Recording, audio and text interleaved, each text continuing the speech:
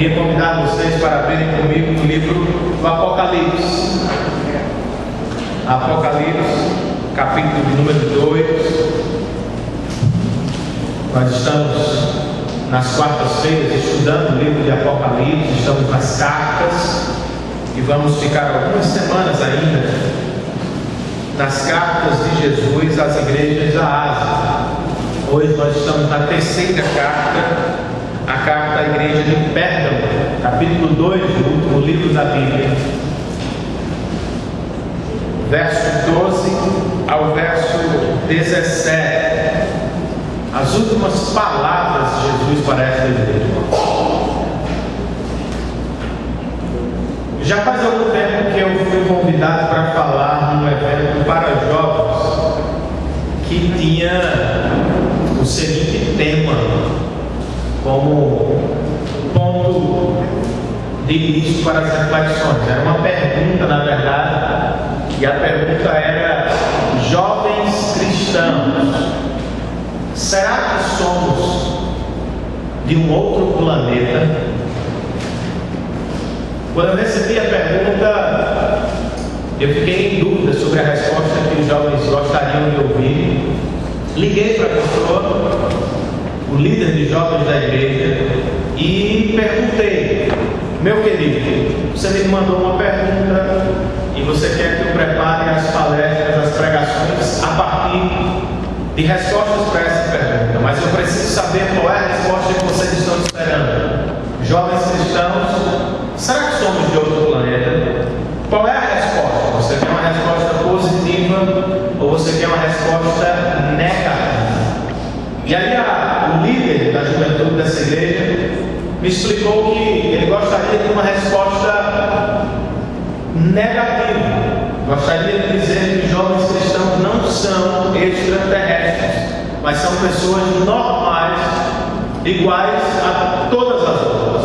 Eu entendi e preparei as minhas pregações a partir do Sermão da Montanha, Sermão de Jesus, capítulos 5, 6 e 7 de Mateus. E eu comecei as pregações, a primeira pregação, explicando como eu cheguei ao Sermão da Montanha e o que é que eu estaria fazendo. Eu respondi a pergunta primeiro de maneira negativa.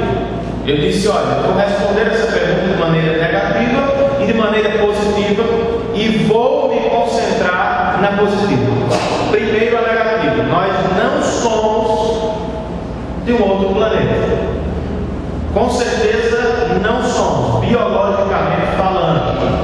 Nós somos seres humanos normais, iguais a todos os outros. Temos as mesmas necessidades básicas e a mesma constituição física, corporal. Não somos de outro planeta. Fiquem tranquilos, nós somos daqui mesmo. Não somos extraterrestres. Todo mundo sorriu, gostou, porque eles queriam que eu continuasse falando que nós éramos iguais aos outros, mas eu me frustrei, dizendo que, espiritualmente falando, nós somos de um outro planeta. Biologicamente falando, não, somos humanos. Espiritualmente falando, há dois mundos: Cristo e um outro que se chama perdição.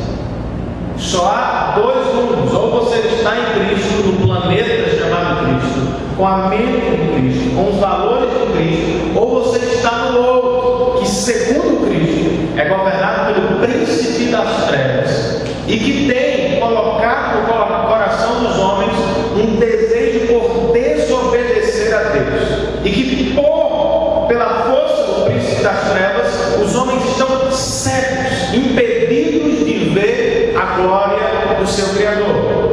Não, nós não somos de outro planeta. Sim, nós somos de outro planeta.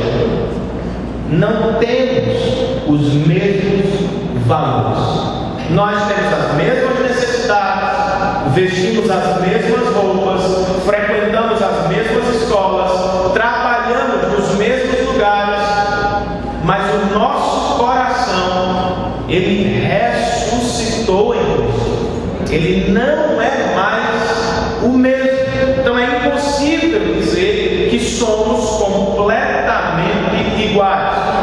Paulo diz aos Efésios que antes de Cristo nós estávamos mortos em nossos pecados e delitos, mas em Cristo nós ressuscitamos para Deus. Respondi assim e apresentei várias palestras a partir do Sermão da Montanha, mostrando a diferença entre o pensamento de Deus e o pensamento mundano. Deus e o dinheiro. O que é que Deus pensa sobre o dinheiro no Sermão da Montanha? O que é que o homem pensa sobre o dinheiro? Deus e o sexo. O que é que os jovens pensam? O que é que Deus pensa? Deus e o futuro. E eu fiz várias palestras assim, apresentando os pensamentos de Deus e do mundo contemporâneo. Nós não somos desse mundo, espiritualmente falando. Mas uma nota de esclarecimento: estamos no mundo. Quando eu digo nós não somos desse mundo, eu estou dizendo que nós não temos mais os valores deste mundo. Nós não podemos mais ser guiados pelos desejos e apetites pecaminosos que dirigem toda a humanidade, exceto aquela parcela que se acha em Cristo. Mas eu não estou dizendo que qualquer envolvimento é pecaminoso. Jesus disse aos seus discípulos que eles seriam, e nós também, enviados para o mundo, e que o Senhor estaria com eles. O texto de hoje vai falar sobre o perigo de se misturar com o mundo. Mas não é se misturar no relacionamento, no trabalho, na faculdade, mas é os valores. Quem de verdade governa o seu coração? Ou você está no mundo para influenciá-los com a mentalidade de Cristo, ou você será influenciado por eles e logo você estará distante de Cristo. O perigo de se misturar com o mundo se dá aí. E aí nós vamos ver o que Jesus fala sobre isso. Ele escreve essa carta, ou ele fala essa carta, para uma igreja que está flertando, brincando com os pensamentos, com as filosofias e com as práticas mundanas, como se fosse normal. Jesus vai dizer: se a igreja continuar brincando com o mundo, eu vou guerrear contra ela. É perigoso. Vamos ler. Carta do Senhor Jesus à igreja que se achava na cidade de Pérgamo, verso 2. Ao anjo da igreja em Pérgamo escreva, Jesus ditando a carta: estas são as palavras daquele que tem a espada afiada de 2 gumes. Sei onde você vive. Olha que forte, gente. Você vive onde está o trono de Satanás. Ele existe. Contudo, você permanece fiel ao meu nome e não renunciou à sua fé em mim, nem mesmo quando Antipas, pastor de vocês, minha fiel testemunha, foi morto nessa cidade onde Satanás habita. No entanto, tenho contra vocês algumas coisas, mais uma. Você tem aí pessoas que se apegam aos ensinos de Balaão, que ensinou Balaque a armar ciladas contra os israelitas, induzindo-os a comer alimentos sacrificados a ídolos e a praticar imoralidade sexual. De igual modo, você tem também os que se apegam aos ensinos dos nicolaítas. Portanto, arrependam-se, senão virei em breve até você e lutarei contra eles, contra a igreja que está em pé, com a espada da minha boca. Isso é Jesus falando para a igreja. Aquele que tem ouvidos, ouça o que o Espírito diz às igrejas, não só que estão em Pérgamo, mas acreditar no bairro que estamos.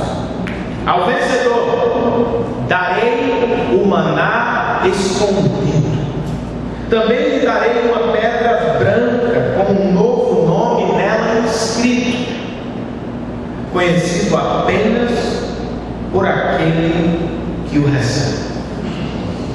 Senhor, nós estamos na Tua presença na noite de hoje para render graças, louvores ao Senhor, porque Tu és bom e a Tua misericórdia dura para sempre. E louvamos, ó Deus, pelo grande privilégio que temos. Estar aqui agora é um privilégio. Abrir a Tua palavra, ouvir a leitura da Tua palavra, ouvir, ó Pai, a explicação da Tua palavra. Isso para nós é um grande privilégio. Obrigado pelas músicas que cantamos ao Senhor. Receba o nosso louvor e nos abençoe de maneira poderosa com o estudo da Tua palavra. Ajuda-nos, ó Deus, a entender e a responder positivamente à Tua exortação na noite de hoje. Em nome de Jesus. Amém. Amém.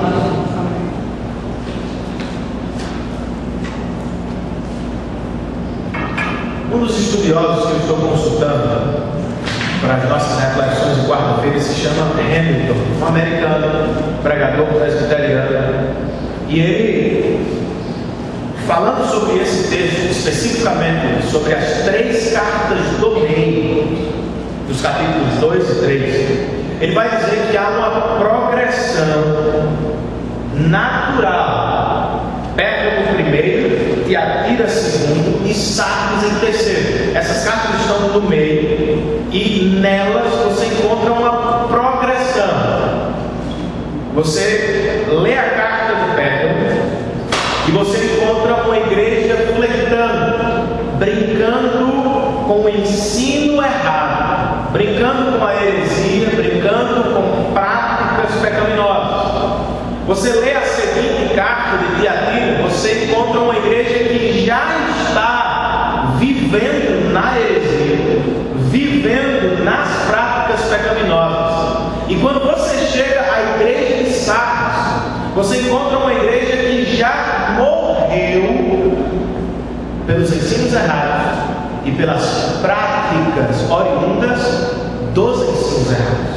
Então esse estudioso diz: se você quiser saber como uma igreja morre, leia as cartas de Pérgamo, Tiatira e Sardes.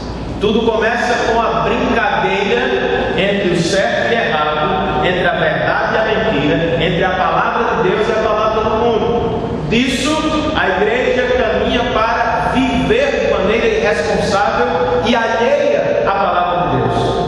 O resultado é morte. Quando nós nos voltamos para a igreja de Pérgamo, há um ar de esperança, porque ela ainda não morreu e ela ainda não sucumbiu às práticas pecaminosas. Ela ainda está flertando, brincando. Então Jesus vem a essa igreja e a convoca para o arrependimento com uma mensagem de exortação para o bem da igreja, para a salvação da igreja. Não se misturem com o mundo, não brinquem com o mundo, com o pecado, com seus valores, pois isso é por demais perigoso. Viver com o mundo, brincar com o mundo, é se colocar contra Deus. Essa é a mensagem da carta de Pérgamo, ou de Jesus à igreja de Pérgamo, a mensagem de Jesus para a nossa igreja. Não se misturem com o mundo.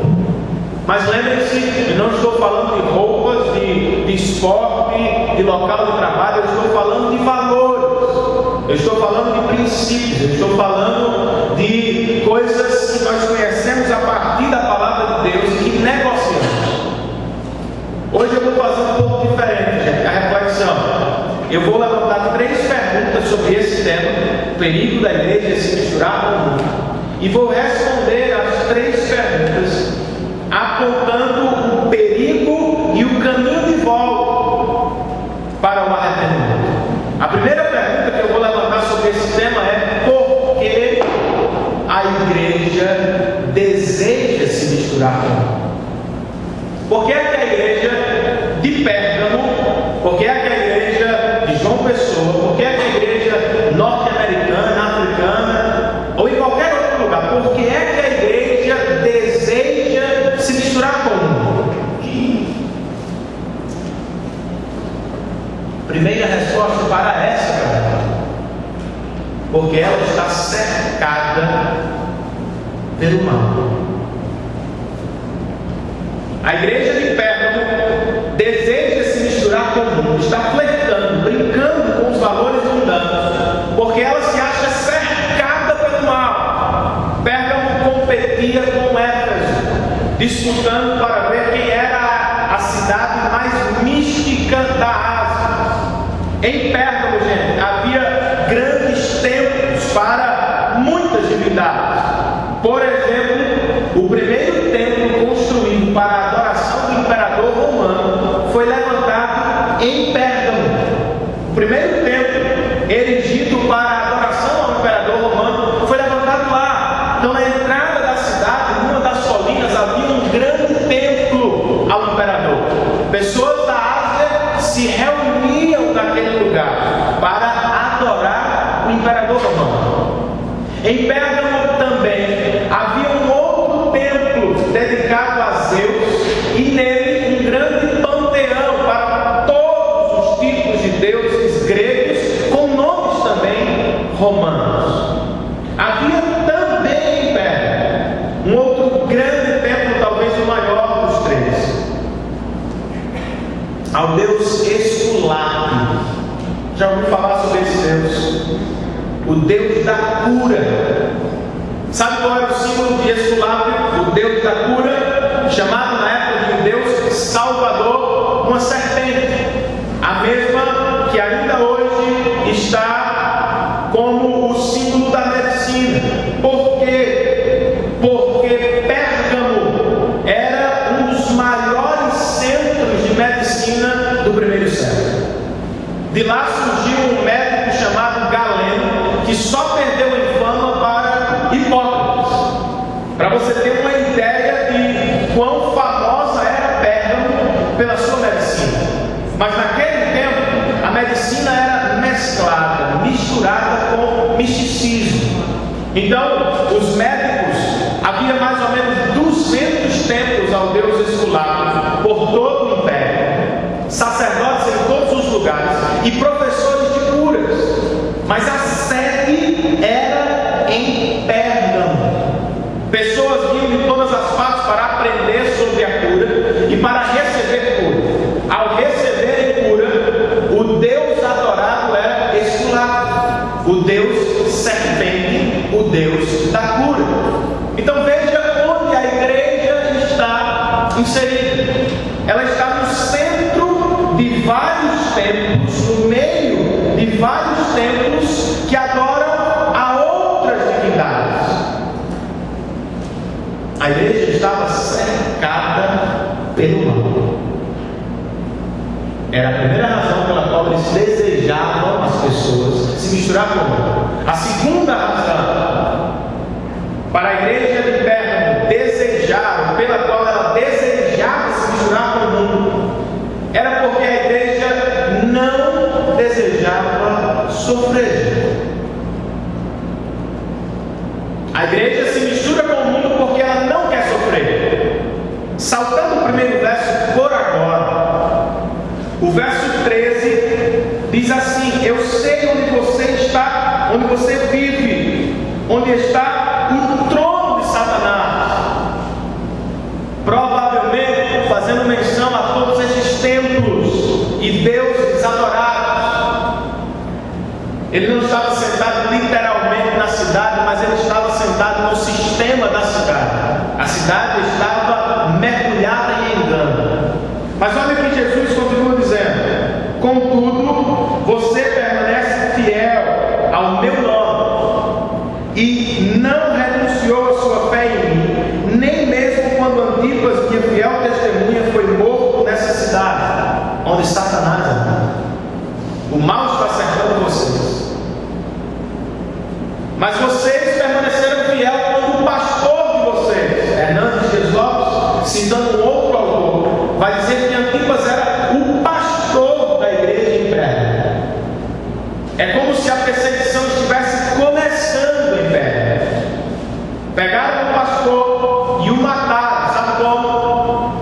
construíram um boi e colocaram um boi de bronze e colocaram um pastor Antipas dentro do boi. Convocaram uma festa na praça da cidade, tocaram fogo no boi. Ele morreu queimado no meio da cidade. Todo mundo da igreja de Antipas viu isso. Começou a considerar a possibilidade de se misturar. É melhor se misturar do que morrer. A igreja começa a pensar sobre o assunto porque não quer sofrer. Terceira resposta para essa primeira pergunta: por que a igreja deseja se misturar com ela? Porque ela quer ser aceita pelo mundo. Eu estou no meio do mal, eles são mais poderosos do que eu. O meu pastor está morrendo, na verdade já morreu. Talvez sejamos os próximos, tenho filhos para criar, tenho casa para cuidar, tenho uma vida pela frente. É melhor se misturar para não perder a vida e mais. Se queremos um grande número de pessoas aqui, é melhor trabalhar uma estratégia para sermos aceitos pelos homens. Senão a gente vai perder emprego, vai perder família, vai perder prestígio. A igreja se mistura com o mundo porque ela não quer sofrer, porque ela quer ser aceita e porque ela não acredita que Deus é poderoso para guardá-la no meio das dificuldades. Ainda hoje nós vemos o mesmo padrão. Igrejas se dobrando à última ou às últimas modas, aparecimentos ou aparições de doutrinas e de modismos. Nós vemos igrejas tentando agradar o homem sem Cristo.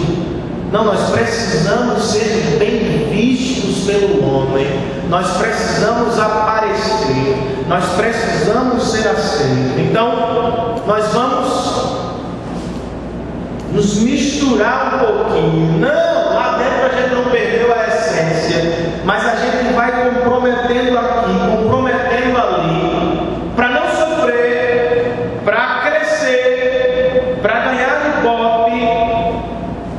A pergunta é: a quem queremos agradar? A Deus ou aos homens? John Stott, falecido teólogo John Stott, vai dizer que o cristianismo tem tentado conciliar, harmonizar cruz e modernidade já há alguns séculos. Porque para o homem moderno, uma morte como a de Cristo não é legal. Porque uma morte como aquela, na tentativa de salvar outros, também não é legal. E aí ele continua falando sobre essa tentativa. De repente ele para no seu texto e diz: gente, por mais que tentemos, a cruz sempre será um escândalo. O escândalo da graça de Deus. Vida para alguns, morte para outros. A igreja não foi chamada a agradar os homens. A igreja não foi chamada a atrair pessoas com coisas mundanas. A igreja foi chamada para agradar a Deus. E quando ela agrada a Deus, o Senhor a protege no meio do mal. E o Senhor a conduz como Ele quer. E os homens vão se achegando a Deus, não porque os bajulamos, mas porque pregamos o Evangelho.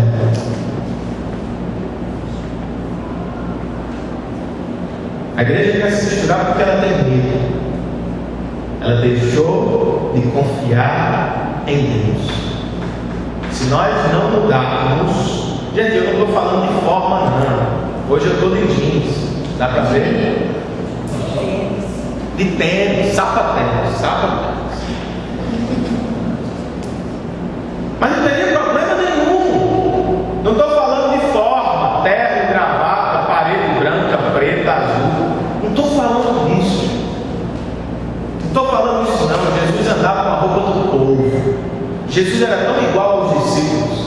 que Judas Iscariote precisou beijar a sua face para que ele fosse identificado no meio do grupo. Não é disso que eu estou falando.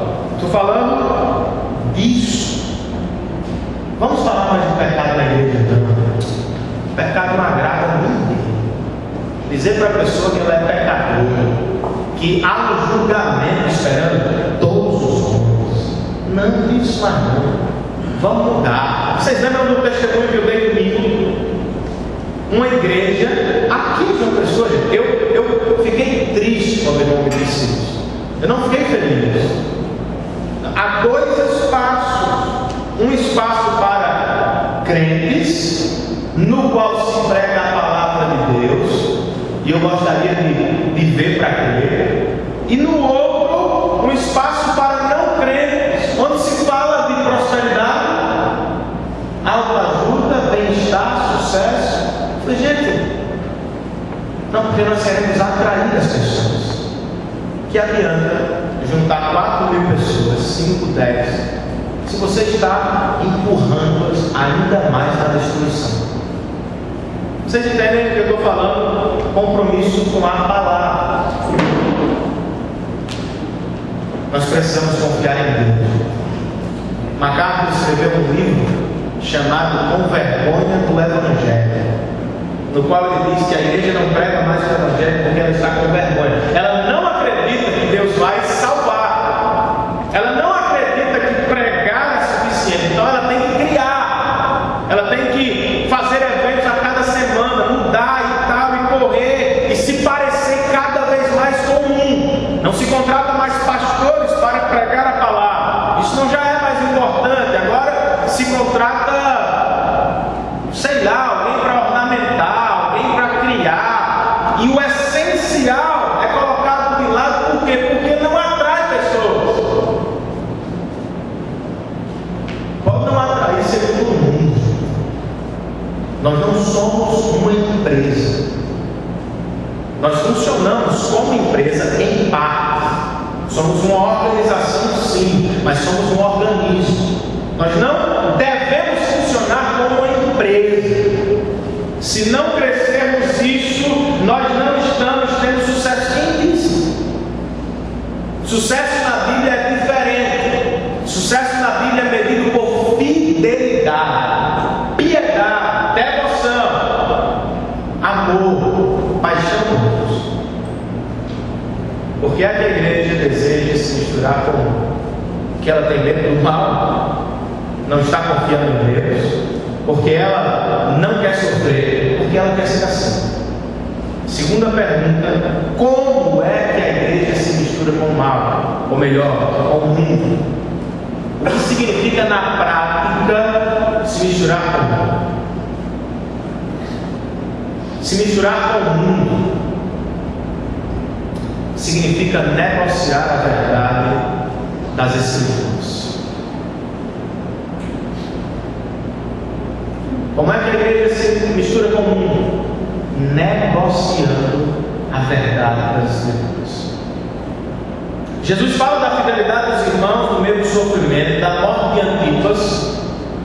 Aplaude a igreja por isso, mas ele já sabe que isso não vai durar. Por quê? Porque a igreja já está negociando a verdade. Eu tenho contra vocês algumas coisas, e essas algumas coisas são apresentadas num paralelo. Jesus usa dois grupos de profetas, um que representa a prática de Balaão e um outro que representa os nicolaítas, mas que fazem basicamente a mesma coisa.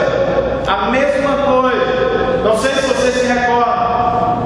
Israel está entrando na terra prometida, passando por Moab, e Balaque não quer permitir que o povo de Deus passe por ali.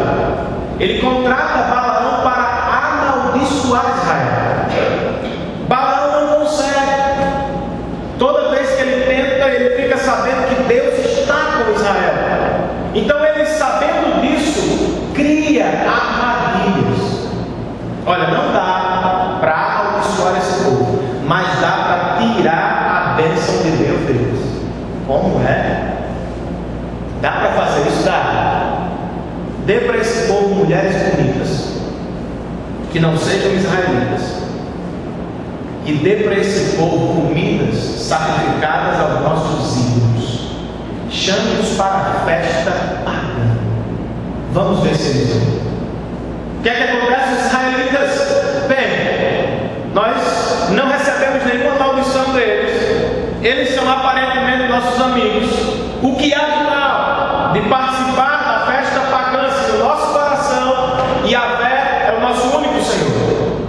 Toma mulheres que não são suas, mulheres estrangeiras, desobedecendo a palavra de Deus e indiretamente adoram outros deuses, porque sabem o que está acontecendo. Eles ficam fracos e perdem a luz, porque quando o pecado invade a igreja, enfraquece a sua vida. Os nicolaítas não são diferentes, é um paralelo. Os nicolaítas, nós não sabemos ao certo tudo o que eles faziam, mas nós sabemos que o que eles faziam está muito ligado à prática de Balaão. Era uma certa espécie de graça barata. Vocês podem tudo. Quem disse que não pode? Não, agora é que nós podemos ver. Em Cristo nós podemos tudo. Vocês vão perder o negócio. Os negócios, geralmente nas cidades antigas, eram tratados diante de sacerdotes, em grandes festas. Vocês são cristãos, vão perder o comércio por não participar dessa festa, por não comer as comidas sacrificadas a esse lugar, por não se prostrar diante da imagem de César. Prostrem-se. Lá no coração de vocês sabem que isso não é verdade. Pouco a pouco, eles vão flertando, brincando, negociando a verdade de Deus.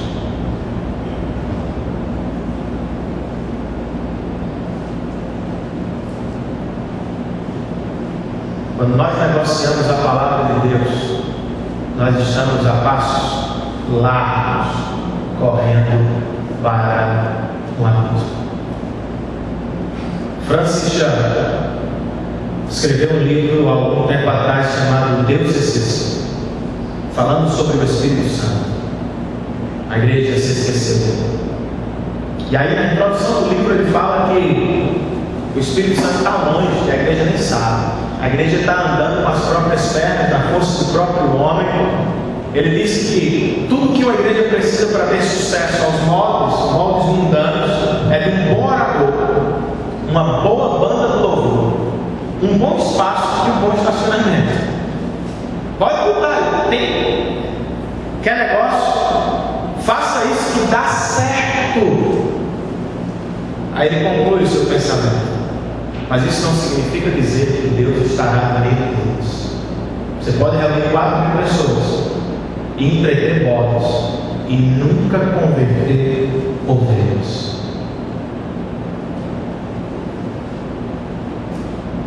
Porque está negociando a verdade. Há muita gente com o nome de Cristo na placa, há muita gente na televisão, há muita gente fazendo em nome de Deus. Prestem atenção se essas pessoas não estão negociando a verdade.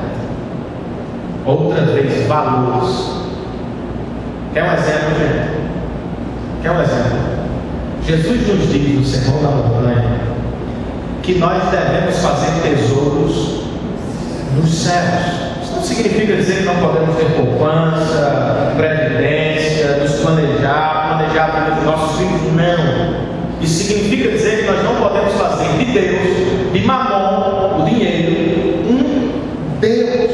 Certo? Tem um monte de gente dentro das igrejas só por causa dele. Só por causa dele. Isso é o quê? Mentalidade mundana dentro da igreja. Aí os caras, os nicolaítas, sabem disso. Os profetas de Balaão sabem disso. Fizeram um estudo sociológico da religião. religião dos brasileiros. O brasileiro não é católico apostólico romano. O brasileiro não é protestante. O brasileiro não é espírita. O brasileiro é o quê? O brasileiro é sincretista. De tudo um pouco. O santinho da Igreja Católica, o santinho da macumbaria. Por que não? Esse te dá essa bênção, esse te dá aquela bênção, tomar esse passe aqui. Tá? Aí você entra numa igreja neopentecostal, e você encontra lá elementos de todas as religiões. A sal grosso, a passe, a corrente, a mandinga, a tudo isso. O que é isso, gente? O mundanismo já está dentro do que eles chamam de igreja. O que é isso? Meus interesses. O homem querendo mais e ser Deus. Terceira e última pergunta. A melhor parte da mensagem está aqui. Por que nós não precisamos nos misturar? Por que a igreja não precisa? A igreja não deve se misturar. Por quê? Primeira resposta: porque o julgamento de Cristo é pior, muito pior, do que o julgamento de César.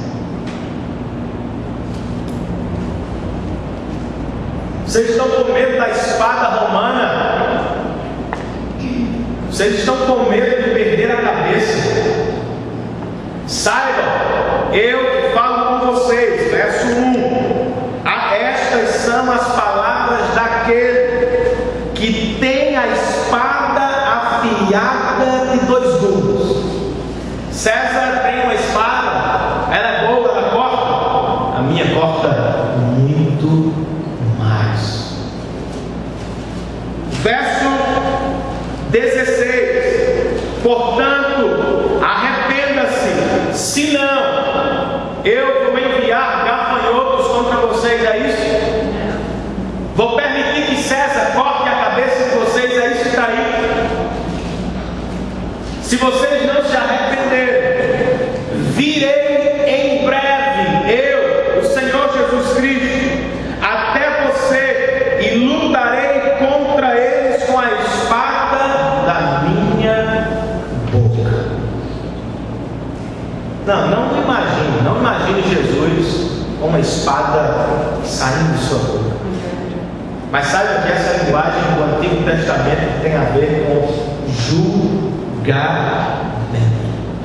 A espada de César corta, a minha corta muito mais. O julgamento dele é ruim, o meu é muito pior. Jesus disse aos seus discípulos, certa vez falando do medo: não temam por suas próprias vidas.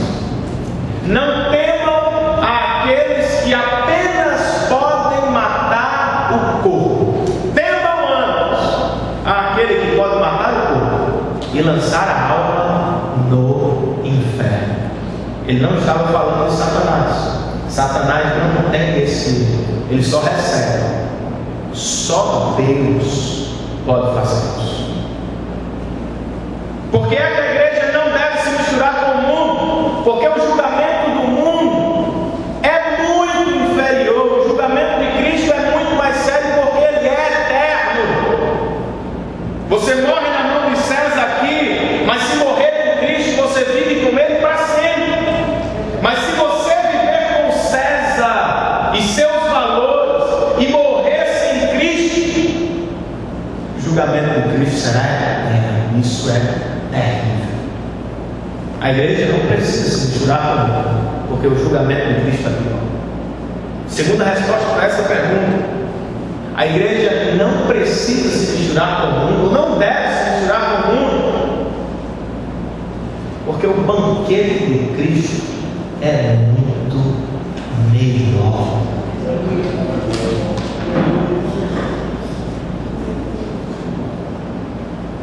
Há um medo santo nas Escrituras. Quando eu digo que o julgamento de Cristo é muito pior, eu estou fazendo o que um pai faz Por exemplo, minha filha Sofia, Beatriz, deixa eu ver se ela está aqui, senão ela vai ficar com raiva. Domingo ela ficou com raiva, viu, gente? Ninguém me disse que ela estava aqui. Comecei a falar, todo mundo rindo de Sofia. Chegou no carro e disse: pai, não fale mais de mim quando eu estiver presente. Ela está no ensaio, não posso falar. Joga bola, Tomés. O portão se abre, a bola vai saindo. Sofia vai correndo. E eu corro escutando o barulho do carro. Eu a abraço com toda a força, mas eu estou no susto e eu grito com ela: Sofia, nunca mais corra para a rua sem o seu pai, sem a presença de Maria. Eu fui ruim com ela? Não, gente, não fui ruim com ela. Todas as vezes que ela for correr, ela vai lembrar: opa, meu pai me deu um grito, porque é sério. Esse medo bíblico é assim. Não é para matar, é para salvar. Tenham medo do julgamento de Cristo. Venham para Cristo. Certo? Segunda resposta: a igreja não precisa se misturar com o mundo, porque o banquete de Cristo é infinitamente melhor do que o banquete de César. Verso 17 termina assim: aquele que tem ouvidos ouça o que o Espírito diz às igrejas. Uma frase de Jesus enquanto na terra, uma frase repetida nas cartas do Apocalipse. Para Jesus, nem todo mundo consegue ouvir, só os que têm os ouvidos abertos pelo Espírito. Tem um monte de gente ouvindo, mas não responde. Os que respondem é pelo Espírito de Deus. Que nós sejamos isso. Ao vencedor eu darei do maná escondido. Que é isso? Maná lembra você o que? Diga aí. Alimento. Cuidado. Época. Quando foi que o maná surgiu? No deserto. No êxodo. Na peregrinação. Na saída do Egito. Caminho para Canaã. Alimento. Jesus está prometendo um novo êxodo para a sua igreja. Vocês estão no deserto. Vocês talvez estejam no Egito, sofrendo, apanhando, perdendo posses familiares e talvez a própria vida. Mas fiquem sabendo, há um novo êxodo, há uma grande libertação esperando vocês. Vocês vão comer do banquete de Deus dos céus. Ao que vencer, darei o maná escondido. Ao que vencer, também lhe darei uma pedra branca. Sabe o que é isso, gente? As cartas, a Bíblia nasce dentro de um contexto histórico, certo?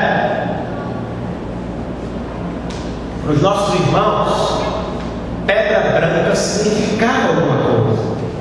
Eles entendiam. Para a gente é uma dificuldade. A gente tem que estudar pessoas que estudaram os tempos antigos. Que é uma pedra branca?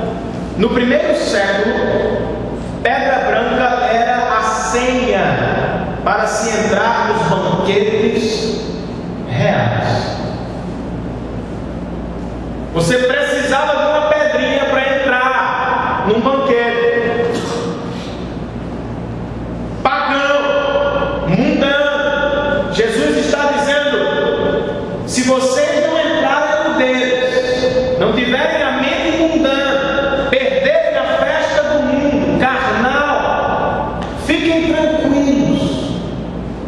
Eu vou dar uma cena para vocês. Vocês vão entrar no banquete do Cordeiro. E ainda, nessa pedra branca vai estar um nome que só você vai saber o que é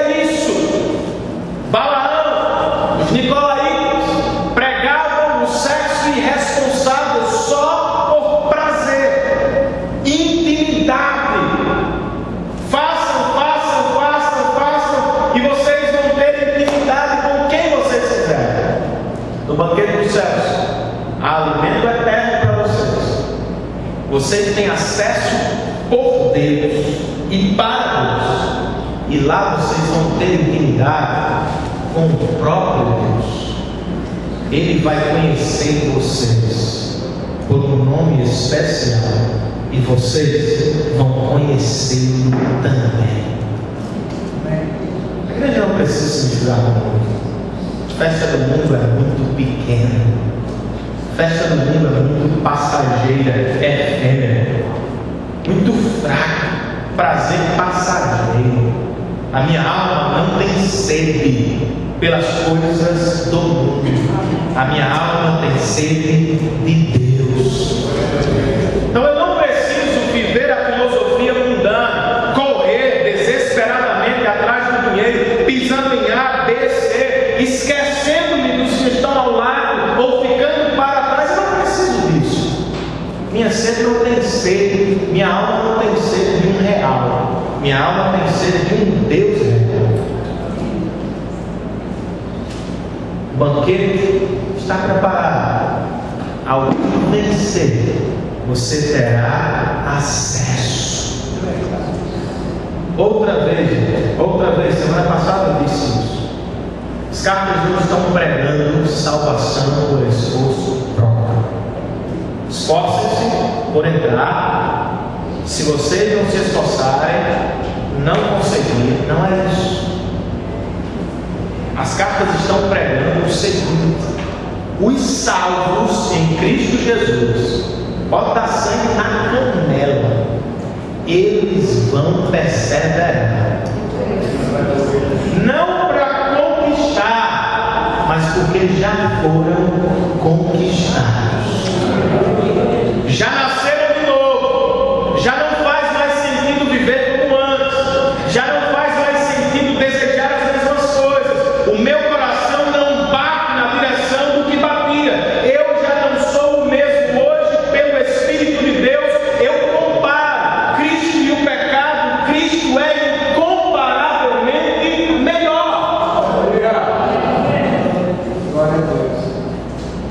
A nossa luta é uma luta por prazer. Deus nos fez para o prazer. Ou teremos prazer em Deus e em tudo que Ele é para nós em Cristo Jesus, ou nós teremos prazer nas coisas do mundo. Não estou dizendo na areia. Temos prazer pisando na areia, mergulhando no mar. Deus fez isso para o nosso prazer. Isso nos chama a atenção para Deus ou nos empurra para Deus.